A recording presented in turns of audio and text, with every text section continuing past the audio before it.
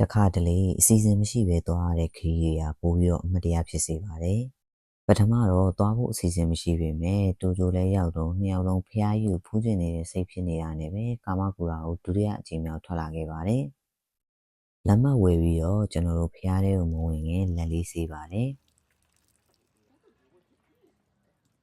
ပထမတစ်ခေါက်လာတော့နှစ်သက်ကူကာလာလည်းဖြစ်တော့လူတွေကအရန်ကိုများပါတယ်။ဒီတစ်ခေါက်ကတော့မနက်စောစောလေးလာခဲ့လို့လားမသိဘူး။လူတွေရှင်းပြီးတော့အရန်ကိုအေးချမ်းနေတာပဲ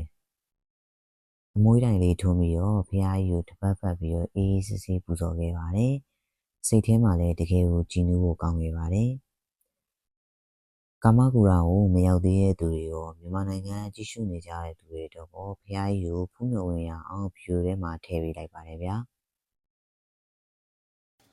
အပြန်မှာတော့အိမ်ရမိသားစုတွေကိုလက်ဆောင်ပေးဖို့အတွက်ကာမကူရာရုပ်ပွားတော်လေးဝင်ဝယ်ဖြစ်ခဲ့ပါတယ်။ကျွန်တော်တို့ကာမကူရာကိုသွားတဲ့ဗီဒီယိုလေးကတော့ဒီလောက်ပါပဲဗျာ။ဒါပါပဲ။